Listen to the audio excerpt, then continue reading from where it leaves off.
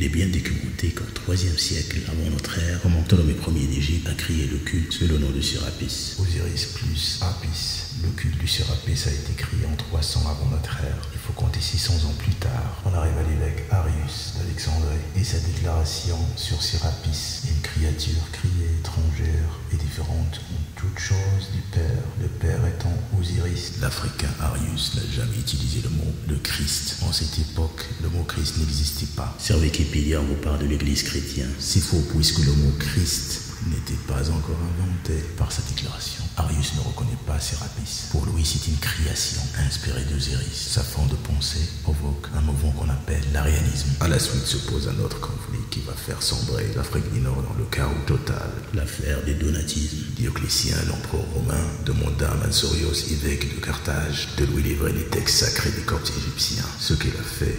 L'évêque Donatius Magnus de la région Nigrine, aujourd'hui l'Algérie, s'oppose à Mansorios. En ayant dit, il n'aurait pas dû le faire. Tout ça provoque le premier concile de Nicie du 20 mai au 25 juillet 325 après notre ère. Le concile de Nicie consiste à réconcilier le monophisme et le diophisme. Monophisme, ça veut dire le dieu Sérapis a une seule nature qui est divine, cette dernière ayant absorbé sa nature humaine. Par contre, le diophysisme reconnaît que Sérapis a deux natures, divine et humaine, sans confusion, sans changement, sans division et sans séparation. Dans le concile de Nicie, les Malékites, les prêtres égyptiens, vont encore une fois épuiser dans la mythologie égyptienne et dénicher la fonction d'Horos, fils d'Osiris, pour l'attribuer à Sérapis. Comme ça, Sérapis se transformera au fils de Dieu. Le donatisme de Dioclétien déclenchera une guerre civile qui désola l'Afrique du Nord jusqu'à l'invasion des Vandales, qui persécutèrent également les donatistes et les non-schismatiques. Le schisme en Afrique du Nord donna une idée géniale à Constantine